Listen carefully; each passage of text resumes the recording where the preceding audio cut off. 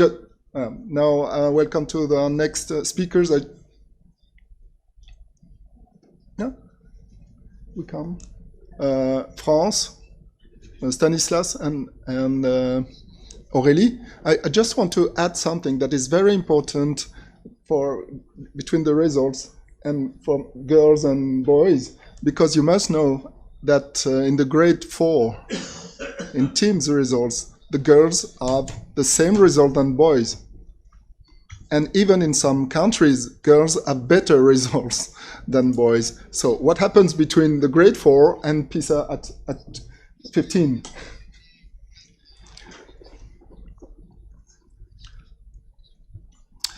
Okay, so I welcome France, Crahay, Stanislav Nemerzitski, and Aurélie Paris. So, France, you can, the floor is yours. She has been a French teacher for 20 years in different secondary schools. During the last 3 years of her teaching career, she had the chance to work into a school that chose a one-to-one model. That means one advice per student. And since last year, she's become a Techno-Pedagogical advisor for WBU, the Wallonie-Belgique. Oui. Bruxelles, Enseignement, a team supports schools in their digital projects. Oui, France, merci. the floor is yours. Je vais parler en français. I am going to speak English since we have great interpretation. I believe this is in order to be more efficient. So indeed, as you mentioned, I was a teacher, a French teacher for about 20 years, and in the last 3 years I was working in a one-one project, meaning that it's for a digital tool and for students. So we worked on AI, and so I started working with a team to support other French-speaking Belgium teams in technical projects, whether it's for students or for more general projects for schools. And so I understand that my husband told me to not speak fast, but so I'm going to stay mindful of that and speak slower. So last week, Sandrine contacted me because there was a car accident, and panicking, I did what our students did. So I opened my phone, my laptop, and asked ChatGPT to present everything. It's okay. It's just a bit. Would you like to talk to the control room for the sound for the video? No, it's just for context. So since we were talking about this, as you can see, my English level, ChatGPT, as it did, if I needed to learn and appropriate everything, it would take me a long time. And so this is what I was working on with my students, which is to not use ChatGPT in a way to do your work for you, but to help you as a tool, really. So that's what I'm going to try to explain here. So very briefly, we're going to see for us as professors what are the main fears and critics from the classroom that we encounter. And so I'm going to illustrate some examples on what to do in the classroom with AI for our students, and how to indeed, for my job as a teacher, can we facilitate our lives and make everything easier at work. So when we go to school and we meet with teachers, we always talk about AI more and more often, but we hear about it in the media and by critics. And so, however, others are not curious enough to use this tool, and so we have people who are well aware that their children are using AI for school. And so for us, the issue here is that they don't know how to interact with this, because there isn't a legal framework that defines the use of AI. So in school, it's very easy for small works. For example, when it comes to primary school, we give them homework, and so they go, and we would correct everything together once they're back from home. And so when we encounter bigger work such as an internship report or an end of study project, it's hard to see how a student would use AI. And so for my 20 years of experience, I've never seen people use ChatGPT, but before there are people who were from other countries who were accompanied in their internship reports, and so they would say that the AI could be able to help everyone in writing their internship reports. So for us, what we advise is to verify in an oral interview to make sure that what they wrote is what they wrote, in order for them to quickly understand whether they wrote the report themselves or if AI helped them or wrote it for them, really. So for us, it's really important to take a look at how we can do this in order to help our students to develop their skills as well as their digital skills. And so it's not just about resources that we talked about yesterday, but what can we do with these resources when it comes to AI as a tool to serve us in the education sector for the betterment of our lifestyles. So how can we use it as a source instead of a tool?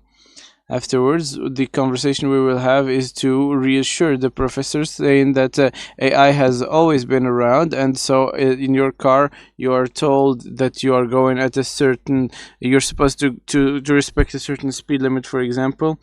They see, for example, I think I'm going too fast. So for example, in Netflix, when you're watching a show, you get a new show that is similar to the one you're interested in, and so all of this is in order for us to understand that AI makes our life easier. And so for us, AI would be an assistant that is magical and virtual.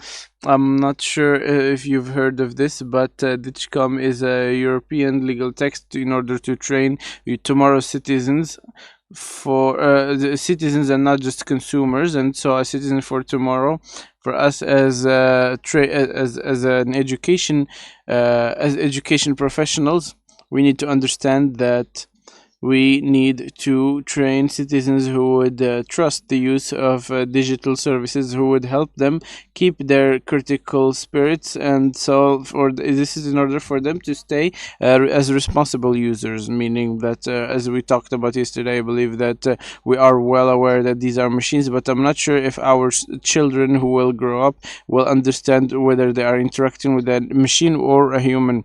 Every time I joke about this, whenever I am in a conversation with AI, I tell them thank you, good morning, or hello, or please. It doesn't make much sense to the machine, but for us, we are sympathetic. So what we tell our teachers is that AI is here to stay, and so we need to serve ourselves and to help ourselves using AI, meaning that it's important to teach our students how to understand and use it in a better way. So this involves, when it comes to the digital world and AI in general, we change the posture of the teacher or the tutor, meaning that they have to accept that they can become a bit of a coach in order to really just become a supporter for the student and accompany them in their initiative for learning. So how can we use AI at school with our students? I, as a French teacher, I said I would always have a writing workshop for two hours. They write their text and they sit with me and I correct their writing for them. And so I have 25 students or 25 teenagers or adolescents in the classroom that I need to manage. And so for us, this has allowed to work on grammar and vocabulary and show them how they can advance autonomously. And so while I'm taking care of another student, the rest of the class would work on their own autonomy. And so this was the plan for us to keep everything quiet in the classroom. So thanks to AI, I can ask the AI to help us become a coach in this approach. And so for us, we can see what a student wrote and ask them what they can improve, and then we would ask AI to become a coach for the student. And so For example, when it comes to conjugating verbs and the verbiage of sentences, if they are lacking in this regard, we can ask AI to help them work on this. And so we have a formidable tool that would really help serve as a support tool. So I wanted to really work on writing prompts, and so this is in order for them to use AI in a more precise manner. So for a student would use their prompts by using text-to-speech features today, but these prompts are not accurate enough, so they don't obtain the right results, meaning that we need to work on how they can formulate their prompts. So I was talking to a colleague yesterday, and they told me that in France there are some entrance exams that were established in asking students to work on their prompt writing skills for AI, and so there are motivational pedagogies in school that are authorized and renowned. And so something else to keep in mind here is that certain students have specific needs, meaning that AI as a tool would allow the student to adapt this this formalized education experience to adapt their copywriting very quickly. So I'm trying to stay. I know I'm being very quick, but I need to stay ahead of the time schedule. So for us as students, we accompany our students in their digital experience, and so we equip the students with these tools, meaning that the teacher needs to change their pedagogic practices, meaning that for the digital transition, the teacher needs to use AI as a tool for acceleration of how a lesson takes place. And so when it comes to lecturing or something like that, there was an experience in Belgium where there are students who do not understand or speak French, and so they have 6 to 9 months of intense French lessons to be up to standard. And so this is very challenging because sometimes the student does not understand this, the teacher doesn't understand the student at all. And so for me, in 10 minutes I could really show you how to do this. And so what I planned for this is to use an AI conversational tool, and I asked them to write me a 15-line text to introduce Belgium with all of its customs, etc., with very simple language structures such as verb and a subject and a predicate. And so for us, we would look for generate text generation, and the second thing was to ask my AI bot to just have a bit of a survey to verify text comprehension, and then I asked with a tool to follow up on the correction. And so the student would click on a word or on a phrase and get the written translation, and then they would hear the reading and improve their pronunciation, and then AI would really help them fix their or improve their accent and spelling and pronunciation. And so by this I could really shorten the gap when it comes to the time taken to correct everything. And so for us, written work really takes hours and hours of work. And so this is thanks to digital transition to really shorten time. And so when it comes to correction as well, I have a colleague who has a master's in education, and so reading their research paper, correcting this and evaluating it would take a long time. So what my colleague did was to input the entire research paper in AI, and AI would really quickly correct everything and give them feedback and comments on how to improve their next writing. And so this is something that's spectacular when it comes to results for this exercise. So this is when it comes to correction, but when it comes to correction as well, AI could be used as a tool to accelerate your work. As for accessibility, if I'm going quickly, please someone just raise the white flag and I will go slower. So for us, I guess I'm going to go even faster now so we can stay ahead of the time schedule. sometimes there are students who are visually impaired, but this digital tool as an AI could really improve integration for these people who can be able to follow up on their schooling processes in a normal manner between parentheses. And so as for individualized lessons, I'm not going to really delve into the details, but this week we are very proud to have a school that suggested a lesson on AI, or a course dedicated to AI, starting from the 5th year of school, to integrate 2 hours per week. So it's the year before the last one in primary school, meaning that AI is going to become validated as part of the education ecosystem. So in conclusion, I'm not going to repeat everything that I mentioned, but as I mentioned, ChatGPT is to remind my students that you have to keep your critical thinking skills nimble, really. And so one more thing, as Apple's Steve Jobs once said, when I had my presentation, I worked as I recommended my students to do, is that I did my presentation, and so I felt that I needed to do my presentation in English, and then I asked ChatGPT to correct everything and generate images. So this takes 10 seconds, if I may be able to launch the video to accelerate everything and how I worked. So I asked ChatGPT to do some spell check for me and to verify my presentation, and then I asked them to generate illustrations and how AI facilitated my presentation for today. Thank you for your attention. Merci, France. Thank you, France, Thank you, France, from classrooms.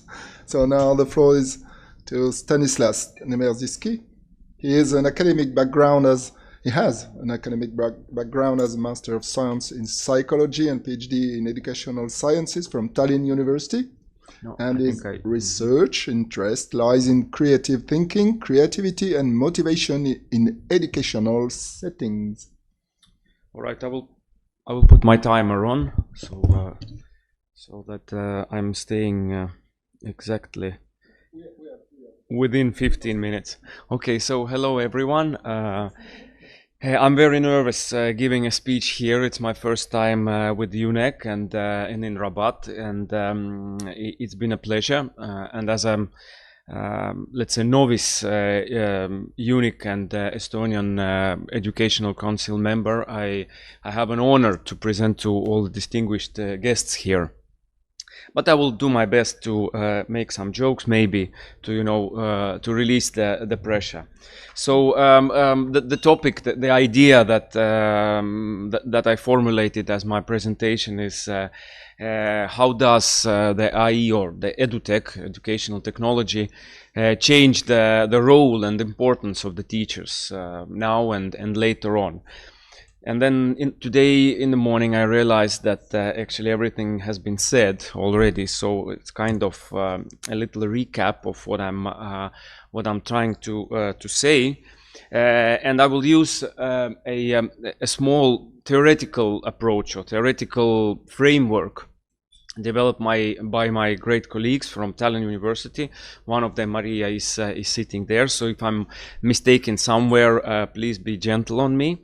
So the idea was that what my great colleagues did is that they focused on teachers' professionalism for the future scenarios, and they used basically, out of all of the gazillion of possible factors, they chose two that have the biggest influence, the most global, let's say, coverage, and at the same time they are quite unpredictable let's say, the most unpredictable or uncertain. So for the external driving forces, for something that shapes the professionalism of the teachers, is the educational technology and artificial intelligence. So this is something we can hear say this or that and read reports that are optimistic or gloomy, but let's be honest, we don't know what will happen in 5 years. We can only think, we can only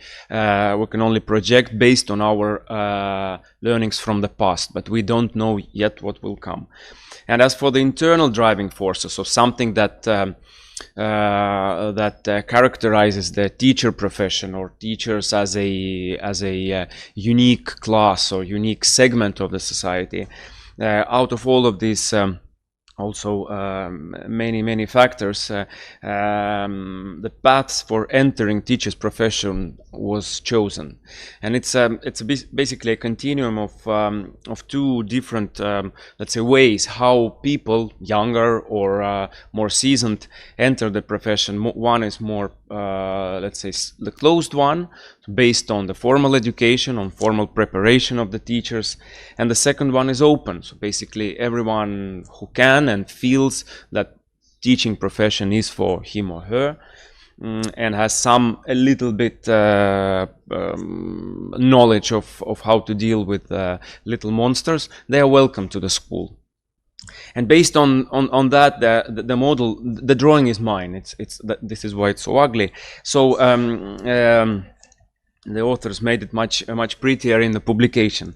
So basically, to put them together like on two axes. So the closed and the open access is the ways how people enter the teacher profession, and the application of the educational technology and including the AI is either instrumentally oriented or developmentally. So, and by that,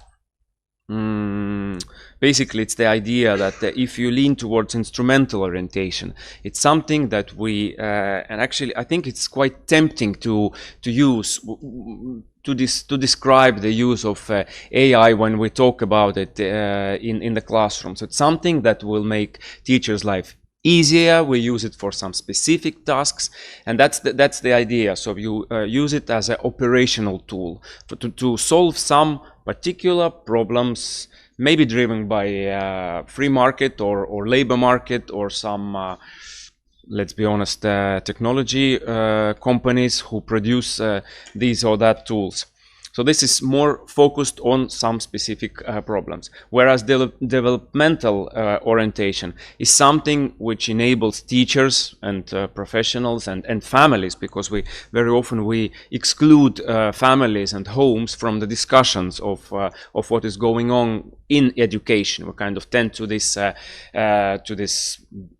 how we call it, the dyad, like student and teacher, but actually it's a triangle where the home and the family plays maybe even more crucial role.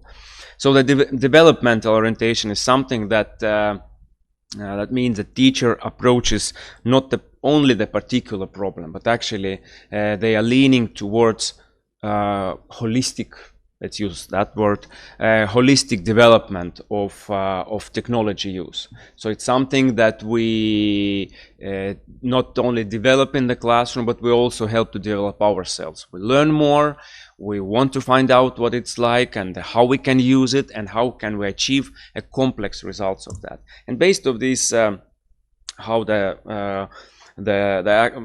let's say in what sector the teacher is situated, like say the digitally savvy coach is the thing that we strive, maybe we should or perhaps we could strive the most. So it means that entering teacher profession is more closed. So it's formal education, it's the university degree, so teachers and the people, the human beings, as yesterday was numerously times already told, that we need teacher who is human, who is not a bunch of metal stuff in front of students. this person knows about pedagogics, about different methodology, about let's say so-called soft skills, so psychology, social work, because I don't know how in your countries. In Estonia there is a saying, it's called in Estonia, it's hunt kriimsilm. It's basically based on a children's fairy tale. It's like a wolf who does 700 or 700 different jobs. So it's like today I'm this and that and that, and teachers in that role, she or he, statistically it's more she, has to be social worker, teacher, sometimes a parent, very often psychologist, sometimes even criminal, like correction officer, or whatever it is.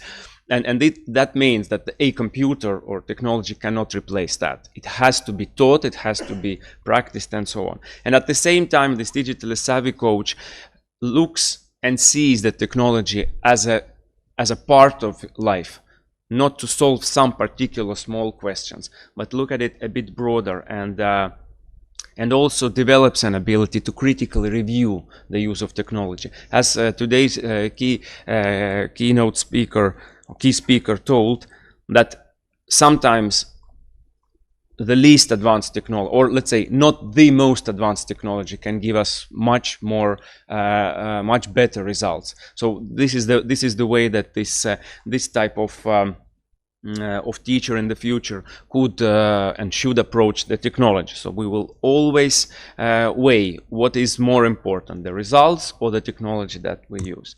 The second one is the developmental paradox. So it's, again, teachers who see the big picture and they develop themselves in that sense, but at the same time the way they enter the teacher profession is, let's say, the more open. So it's not required to be formally prepared as a teacher, not maybe going into the university. So it's the enthusiasts, the ones who help to solve the shortage of teachers, which is, I guess, happening in many countries.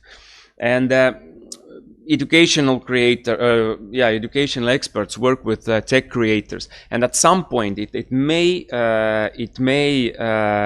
pose maybe a challenge, is that what is going on in schools and what are the teachers promoting, the pedagogy, learning, or the technology. So that there might be a small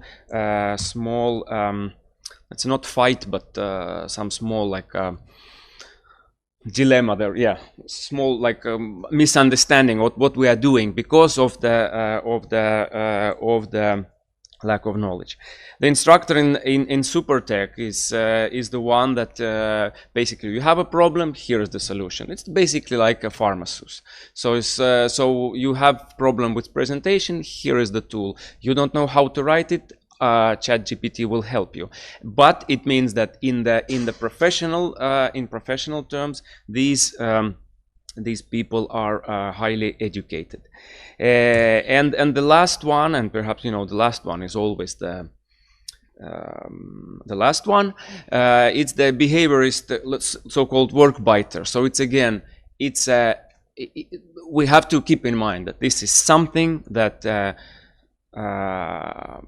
that we need, sometimes we need to do in order to cover the shortage of teachers. So if there is nobody to take, but there is some enthusiast who at least knows what pill to give or what medicine to give to students, then we will take that, because otherwise it will be empty room without anything, without even a computer or somebody who will press the enter button like me here. But in the long term, it's not a let's say, it's not a strategy to follow, because these people tend to be very enthusiastic, but they lack the teacher's identity, and perhaps they will never develop it, because they don't feel that. Today I'm feeling that I will do teaching, tomorrow I will do something else in my life, and that's totally okay, but it's not a long-term strategy to develop in school. And so I have exactly enough time to go, like, based on that, let's say, some theoretical maybe proposal. It's not definitely a definite way with all scenarios. They may realize, may not. There are some challenges, and as I point out here, maybe a couple of them. I think continue with writing like millions of them, but maybe some of them which were already highlighted several times during these 2 days. The digital, let's say, as for students and parents, I put them here together. This the structural inequity reproduction and also the digital inequity reproduction. So this is something that that might be a challenge. So those who are already lacking the skills and knowledge and maybe even motivation to use technology, they might be lagging behind even more. I think from latest PISA was the result that around 30% of students already report that they get distracted by mobile like smartphones or smart devices. And Manos today, like I think one of things that you said is that like there are schools, there are countries that are banning use or very much limiting the use of phones at school. So this might be a solution, but this is actually a very good illustration that there is a problem. Someone who can use the phones as they are supposed to be, right? So we don't throw away just our smartphones. Maybe we as grown-ups and hopefully as highly educated and motivated people, we can use our smart devices in a much smarter way. So not only to scroll, not only to entertain, but maybe hopefully to learn or to use to acquire new skills. So maybe this is something that also needs to be done. We cannot ban the phones, right? Let's be honest. We ban them from school, and then when the bell rings, boom, they take it out from the pocket, and then they're there again. So maybe what we can do is to teach them how to use these smartphones smartly. Okay. And as for teachers, because the teachers are the main thing here, is the one of the challenges, and maybe let's say the biggest challenge is connected to the digital literacy. Because we often focus on how students don't know this or do that or don't do that, but let's be honest, teachers need to understand how educational technology and AI works. Not to very profound, they will never become experts, all of them, but they need to understand the principles and they need to understand what is going on. As yesterday from Amin's presentation, I made a note to myself that around 60% of faculty members, based on his research and his data, cannot detect the use of ChatGPT or AI. It means that we as teachers, we just lack the skills. We know almost everything about pedagogy. We know very much about developmental psychology, maybe even social work, and etc., etc. But we do not know how to deal with this new thing, which will shape our future.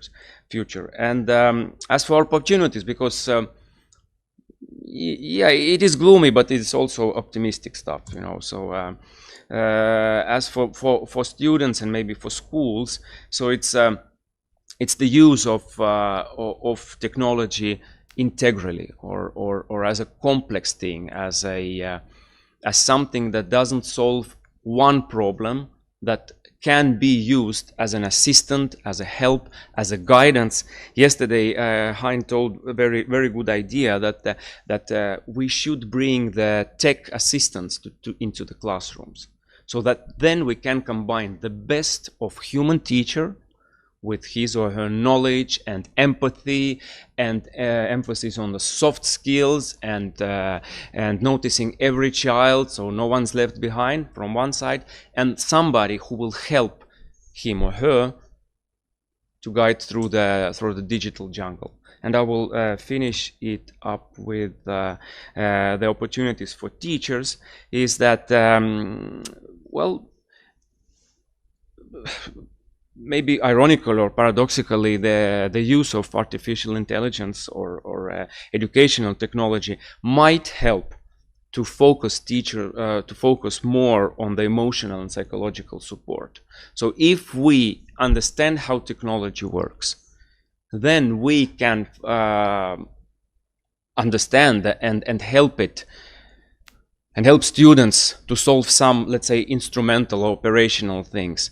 And at the same time, I as a teacher have more time and have more possibility to help them to become a better persons, if that's possible at all. And I think I'm almost on time, and I would love to thank you very much.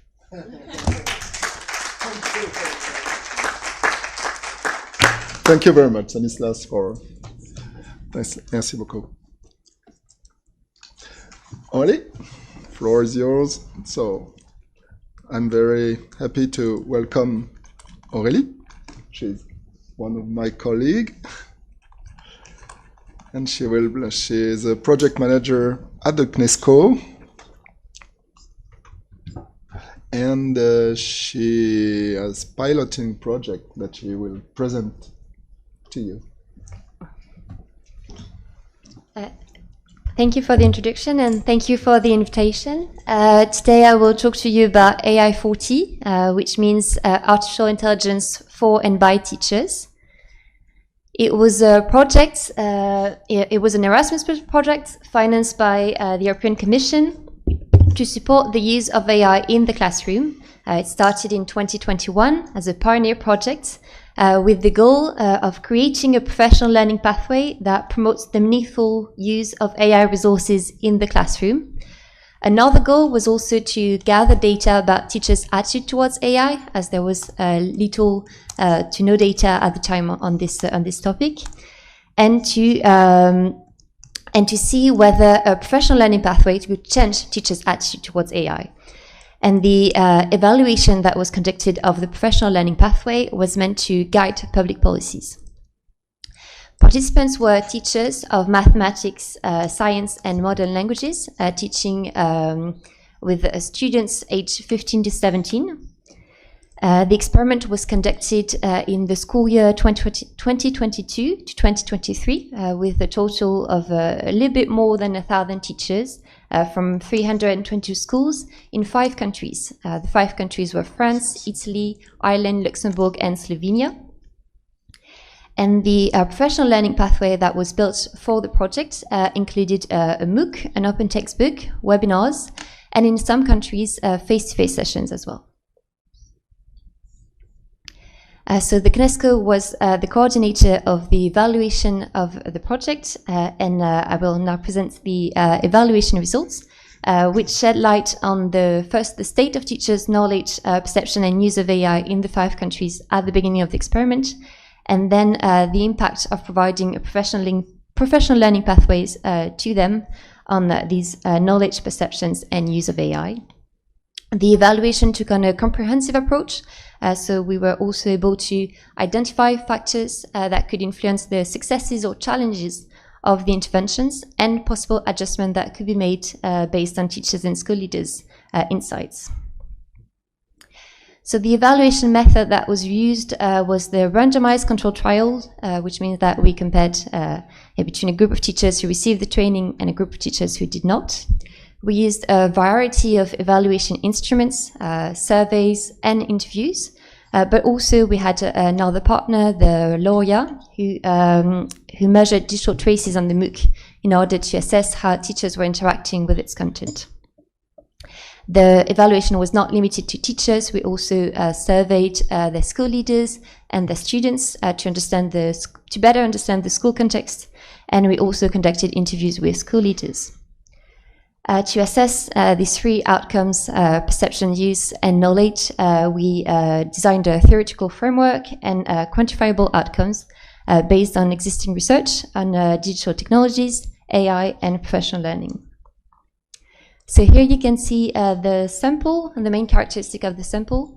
So you can see that there are 3 countries with bigger samples, France, Italy and Slovenia, the countries with which we were able to conduct the impact evaluation, and 2 countries with smaller samples, Ireland and Luxembourg. Most of the teachers were mathematics or modern language teachers, 80%. And another thing to note is that teachers were volunteers. Teachers were volunteers to participate in the project, which means that the sample is reflective of a population of teachers who are willing to participate in AI training. So first I will talk about the teachers' pre-experiment perceptions, knowledge and use of AI. The results that I will present are from a survey that was conducted mostly in November 2022, except in Italy, where it was administered in March 2023. So first, we can see that teachers started with a highly positive attitude towards AI. Teachers generally thought that AI would be useful for their work, that they would enjoy using AI tools, or that AI would be easy to use. And a few teachers, only 12%, thought that using AI tools would make them anxious. So these are a sample of the questions that were asked to measure enjoyment, usefulness, and perceived ease of use, and AI anxiety. So this is not so surprising considering that we had volunteers, but it was still striking results because when we started the project, AI was very much associated with, we talked a lot about AI associated with fears, anxiety, apprehensions, and we saw that we actually had very enthusiastic teachers. We asked them about to rate their knowledge of AI, and we see that they generally rate themselves as having moderate knowledge of AI. Most teachers said that their knowledge was rather good or rather poor when asked to rate their knowledge, and it was pretty much confirmed by the questions that we asked them on the knowledge of AI.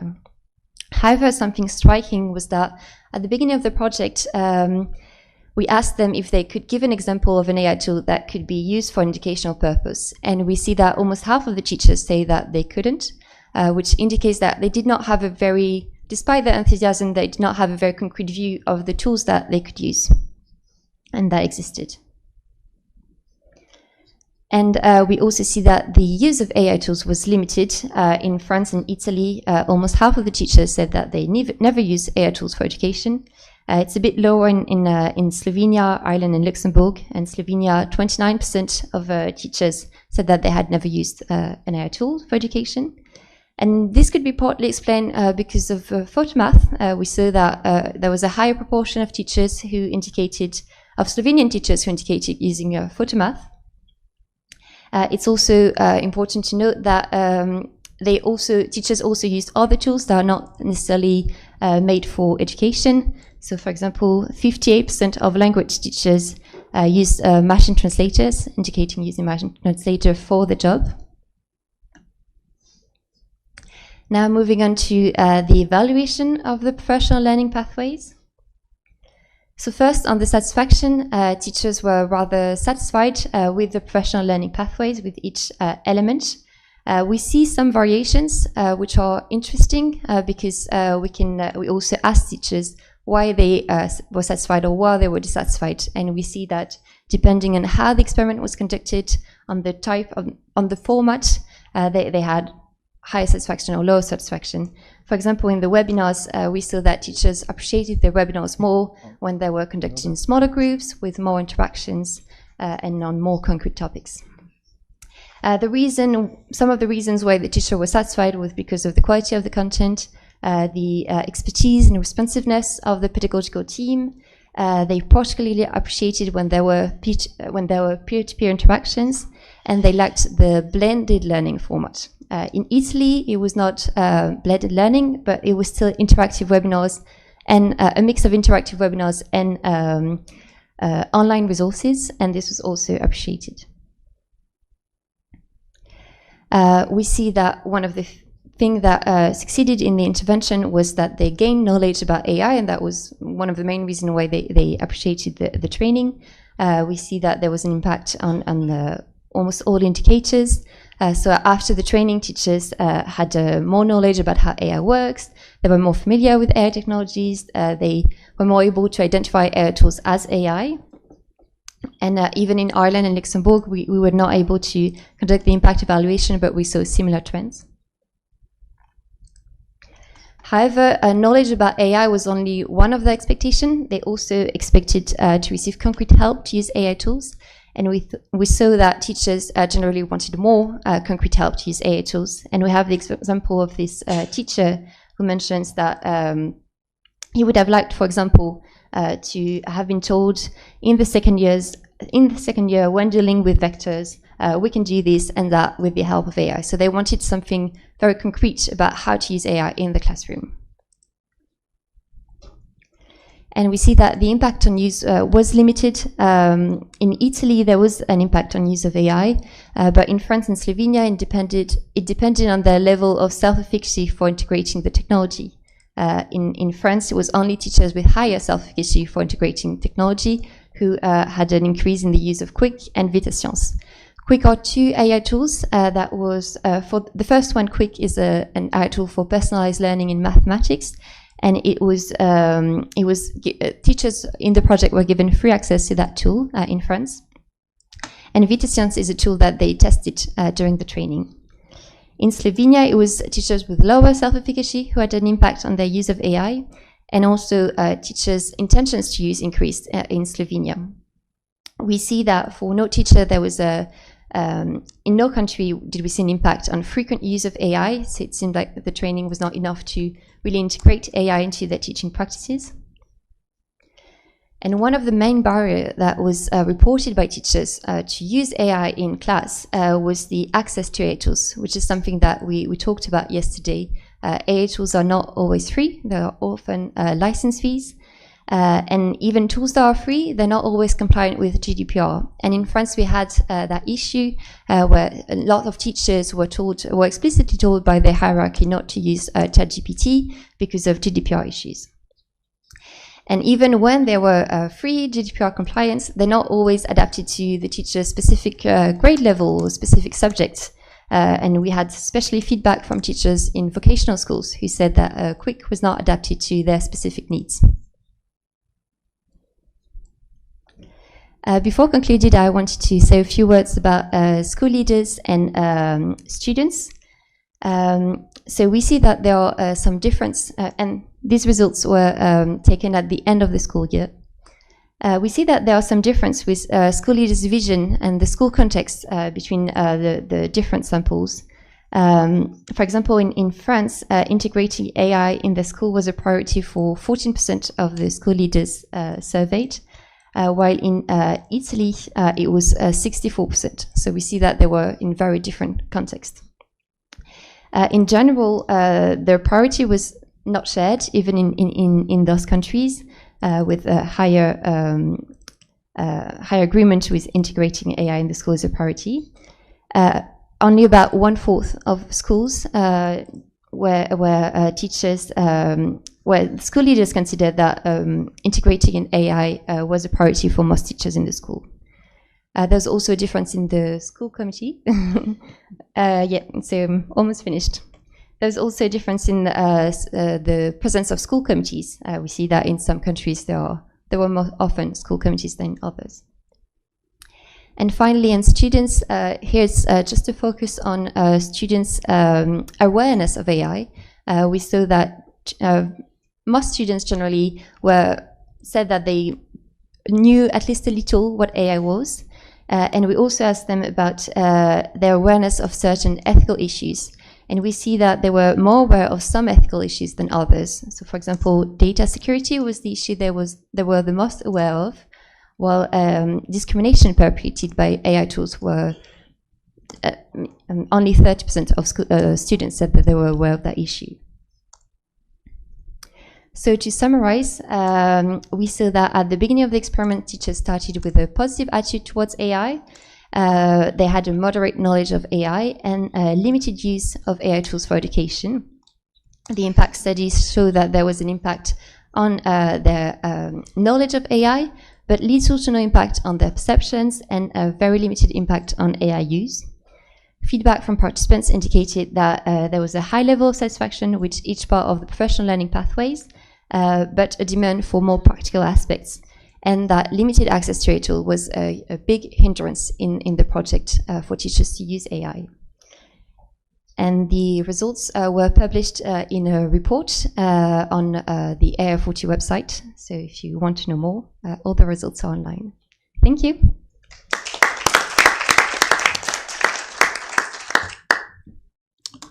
Many thanks, Aurélie. Many thanks to you three. Now you can, if you have any questions for them. Yeah. Good morning. It was very interesting. I have a new voice today. I was just interesting to know your opinion about the importance of prompts. This is quite important for the process. How to prompt, how to assess the way students prompt.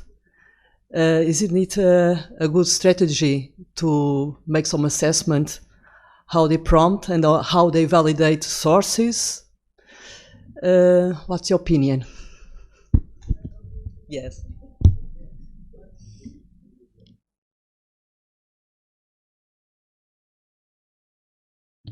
Another question? Before the answer of France? Yeah, madame?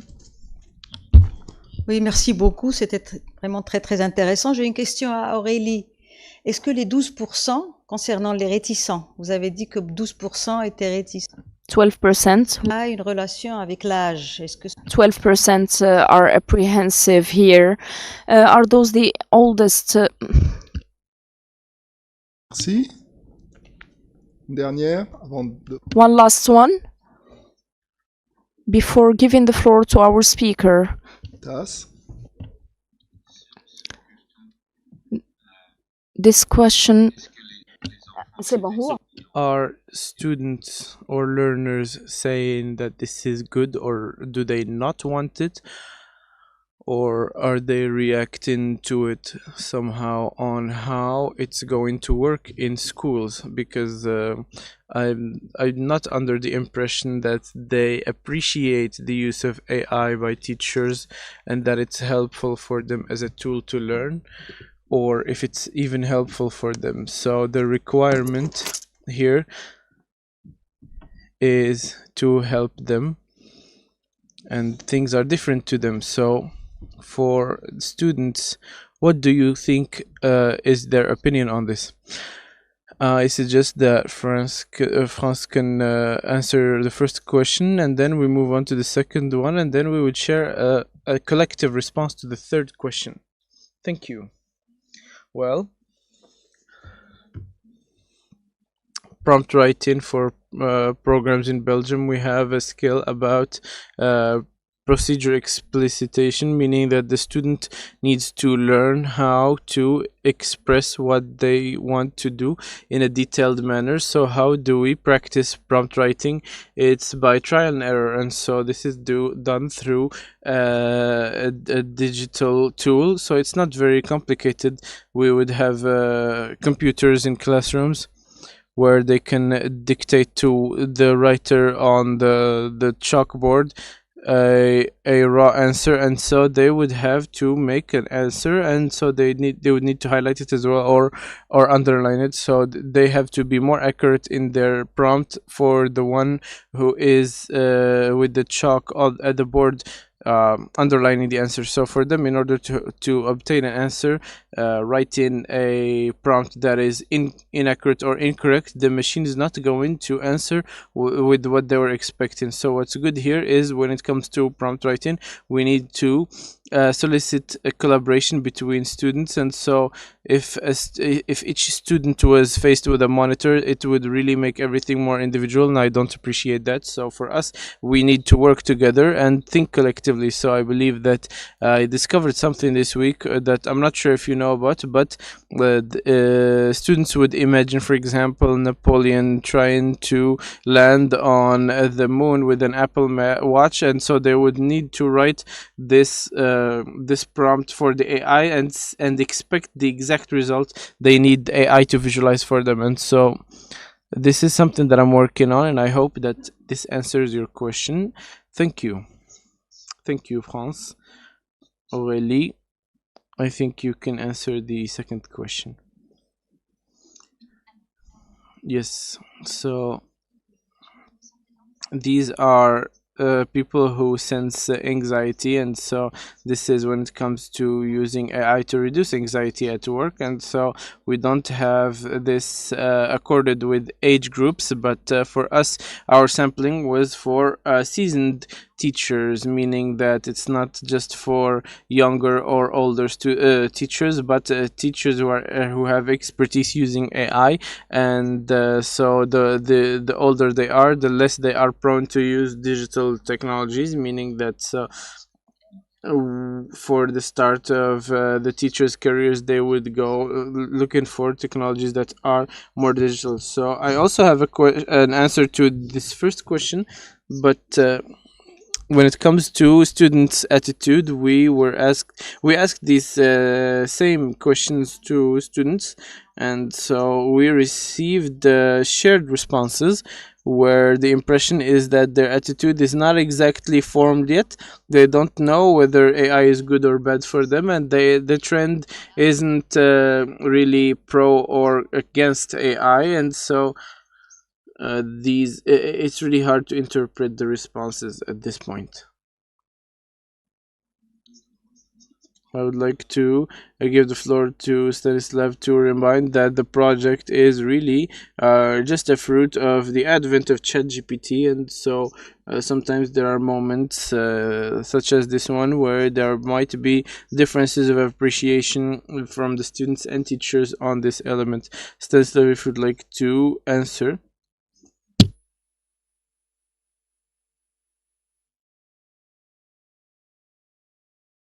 Please ask the speaker to turn on the microphone. Thank you. We cannot hear the speaker. Thank you. My voice is not that loud, and thanks to translators for assisting me. For me personally, and having worked in school, I've experienced that. I would put this question of students' assessment and their, let's say, their attitude towards teacher using the technology, especially AI. I would bring it down to a simple matter of trust and authority, because when students see that they are not the only ones who are learning, who are in the position of acquiring new knowledge, and in circumstances of very great uncertainty, and they see that there is a grown-up, hopefully, a person who is also learning something new. I think that builds trust. And as for the authority part, maybe it's not the best word, but I don't find any better. So they still look up for a teacher, at least in some aspects, right? So that they search for answers. And if a teacher is willing to learn with them and to acquire newer knowledge, I think that's the, at least this is what I've experienced. So that then students can relate with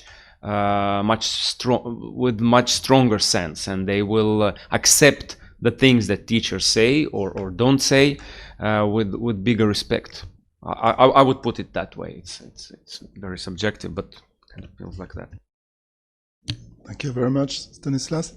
Vous voulez ajouter quelque chose, France? Would you like to add something, France, when it comes to the perception of students that you have seen when it comes to transition of experience on the field? So actually we would like to see this posture change when it comes to Stanislav's answer on the digital transition. Everything is happening very quickly, so I would like to remind students that when it comes to students trying to share the new updates and everything new from AI, this creates a new dynamic from students who teach us new things too. And so this is something that's amazing, really, because I love learning from my students the same way I teach them when it comes to until everything can be frameworked by the law.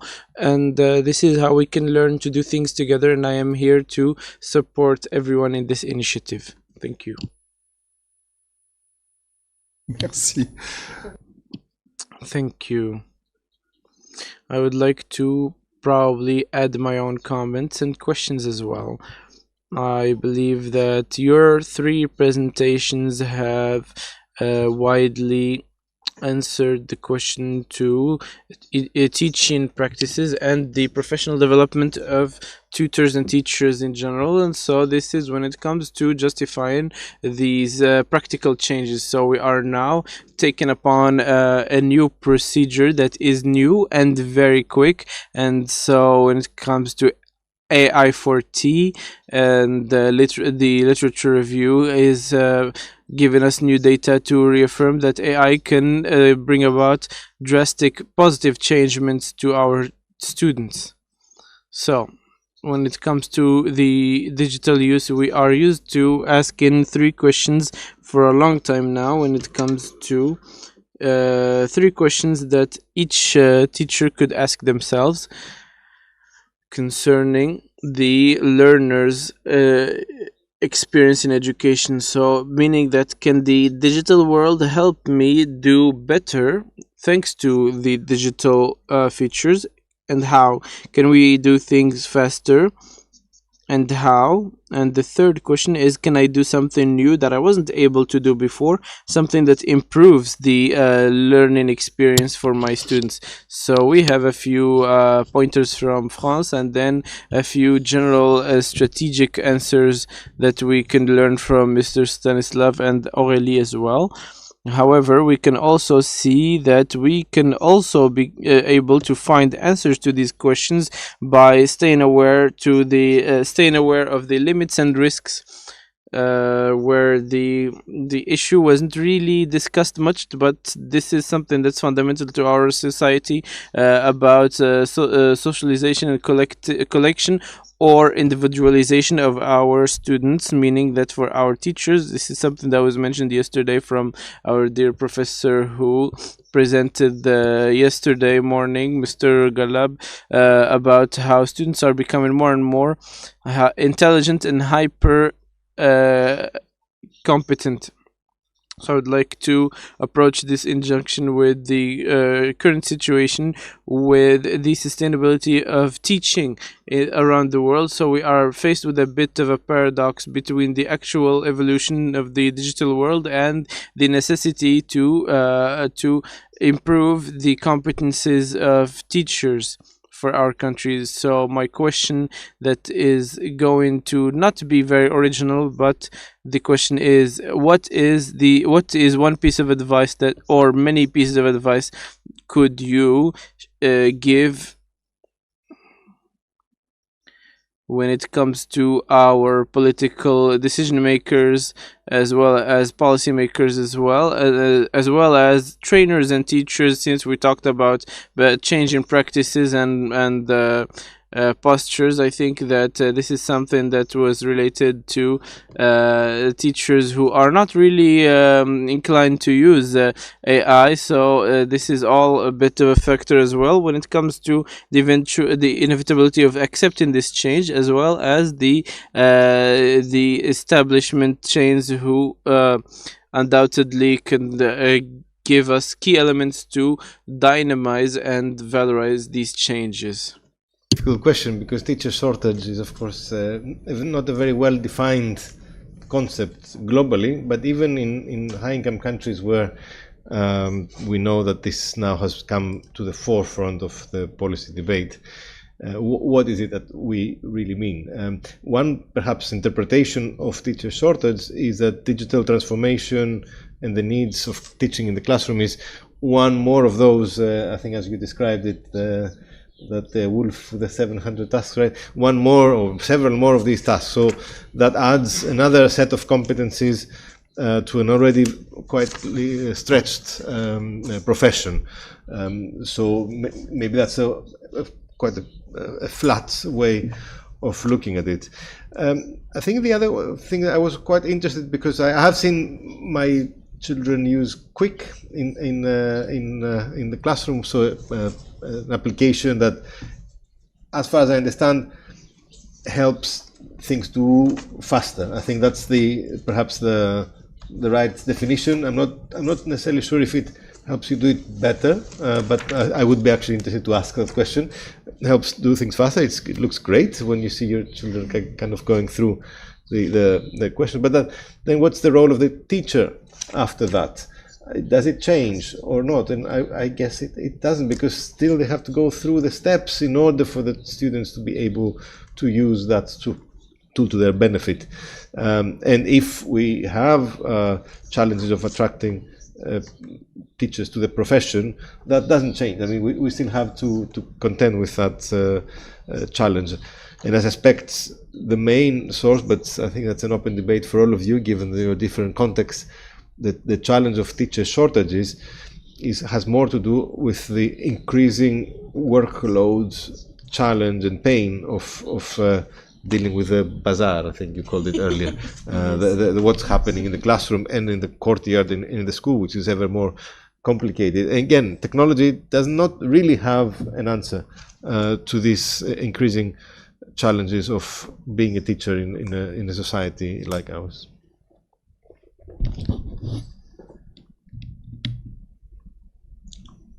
Merci, Manos. Thank you, Manos. Thank you, Manos. Who would like to answer this question? I would like to.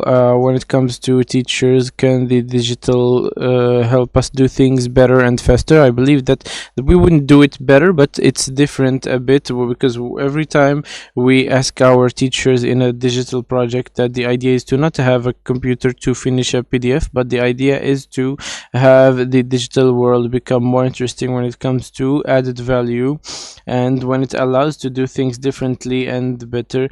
For example, Margarida Romero, who is a university researcher, who talked about the digital use in of services in class as or through AI as a tool. I love web comics, and I would always talk to my students to tell them, look at the quality of this and that, but I never asked them to use the digital to make comics. But this is something that wasn't possible before, but now it is possible, and so this is actual added value. And so for us, when it comes to trainings with professors, how can they write in all caps, for example? This is the sad reality when it comes to training students. We have to really think of training the teachers before we teach the students. Thank you very much, Aurélie. Then we'll move on to Mr. Stanislav.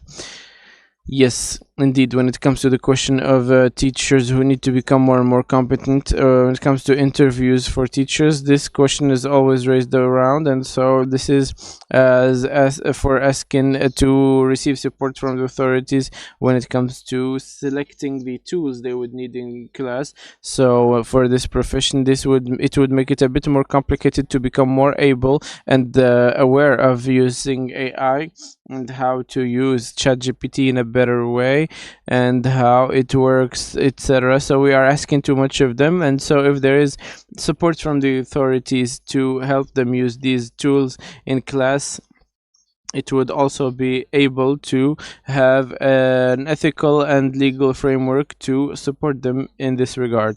So there is also practical support when it comes to thinking of their practices in the classroom, and not only a support through general trainings. So this would really help many teachers who would reach their expectations on the field or in the classroom, and how to improve the learning of their students. So these are two schools of thoughts that were generated from the survey. Actually, I was I was hoping that I will end it with a bang, but I will try to make a bangish thing here. So when you ask the piece of advice or something that we could tell to policymakers, and I thought immediately about Estonian a small case, really like storytelling.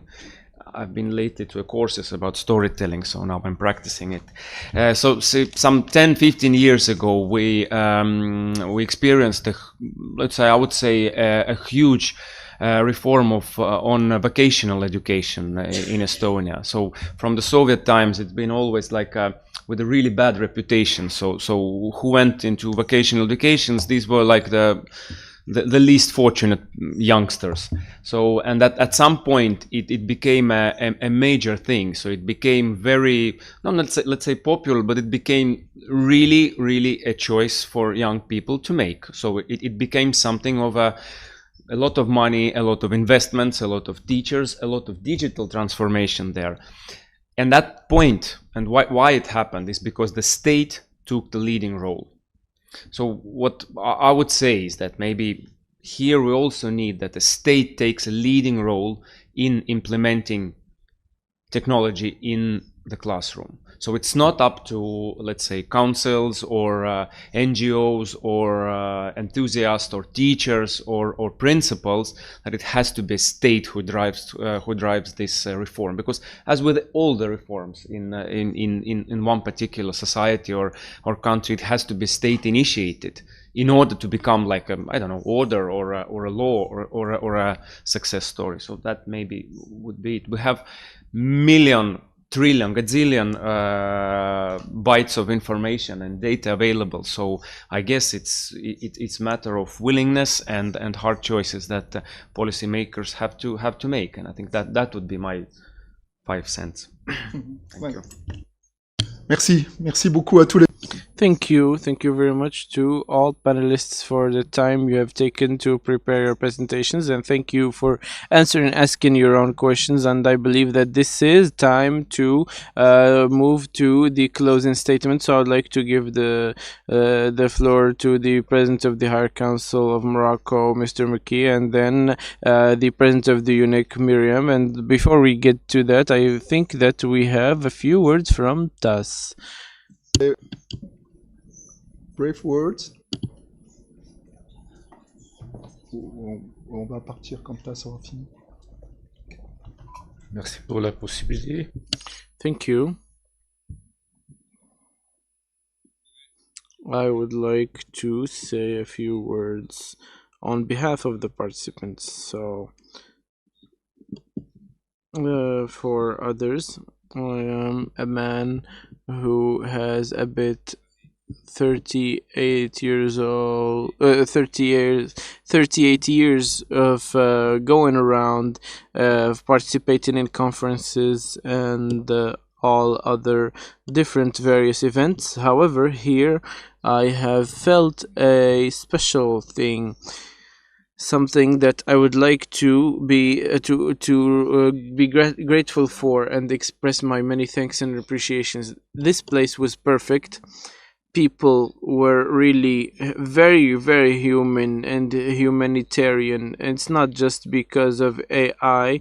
It's normal human intelligence is something that I really appreciate. And so without this, education wouldn't really go anywhere with AI alone. And so for this, I would like to ask the organizers and all of the men and beautiful women of Morocco who have worked tirelessly to cross the T's and dot the I's in such a high-level conference.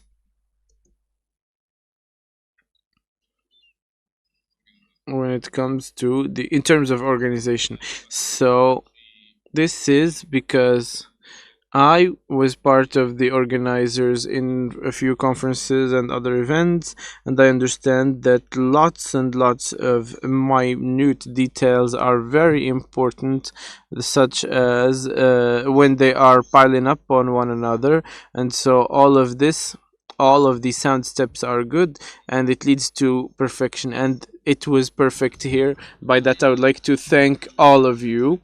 I would like to thank Layla and Gaia infinitely, and I love you all.